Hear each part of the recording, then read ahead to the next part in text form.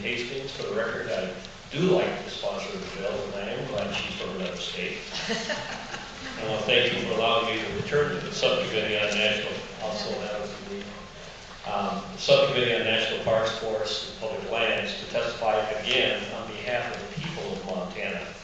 I'm here representing county commissioners, state representatives, ranchers, timber workers, sportsmen and women, and recreationalists who have expressed their opposition to the Northern Rockies Ecosystem Protection Act in letters, faxes, emails, survey responses, and even a rapidly growing Facebook group. All told, I heard from almost 10,000 folks who live, work, and raise families in the Northern Rockies. I can report that more than 96% of those who contacted me opposed this bill.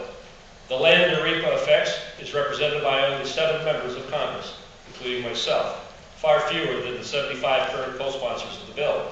It's telling, however, that as Mr. Hastings said, none of the 75 co-sponsors are from the districts that NREPA impacts. This bill carves out more than 24 million acres of new wilderness. That area is larger than any of the districts represented by any of the 75 co-sponsors of the bill. Representative Maloney, who is the lead sponsor of this bill, could fit her New York district in the new wilderness created by NREPA almost 3,000 times. And while you may have the votes to force your will on the people who live in the Northern Rockies, I'm here to tell you that doing so isn't in anyone's best interest.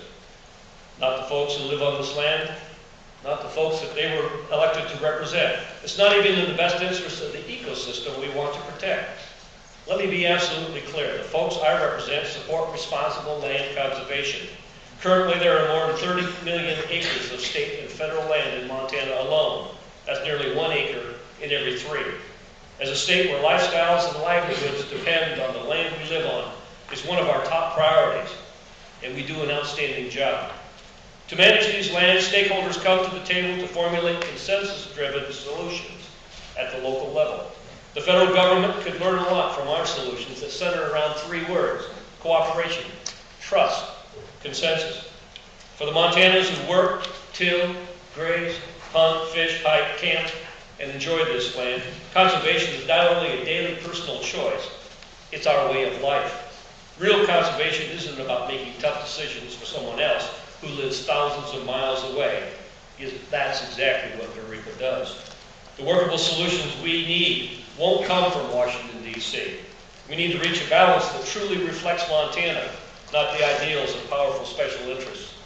From Washington, D.C., it's impossible to smell the smoke from hundreds of raging wildfires that will be harder to fight if NREPA passes.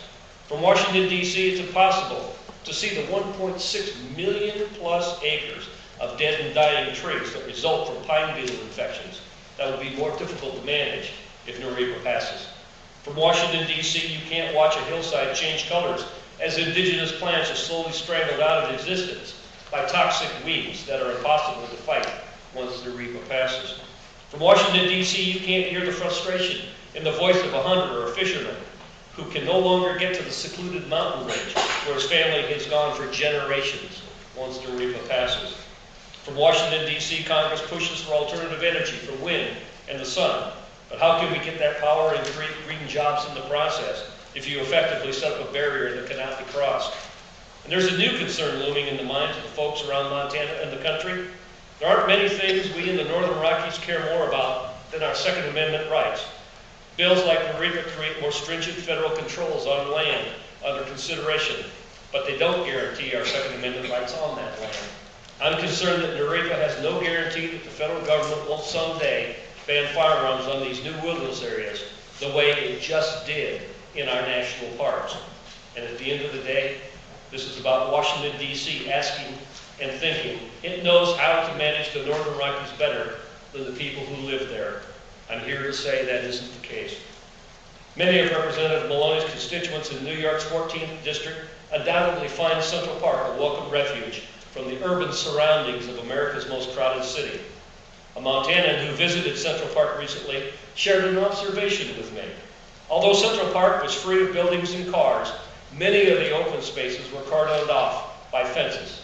Visitors could walk and run on the pathways, but the fields of green grass around them were off limits. NREPA models its philosophy for 24 million acres of land after the approach taken in the 843 acres of Central Park. Look, but don't touch. This approach may work in Manhattan, New York, but it doesn't work in Manhattan, Montana. And that's why I oppose this bill. Thank you, Mr. Chairman. Thank you. Thank both my colleagues.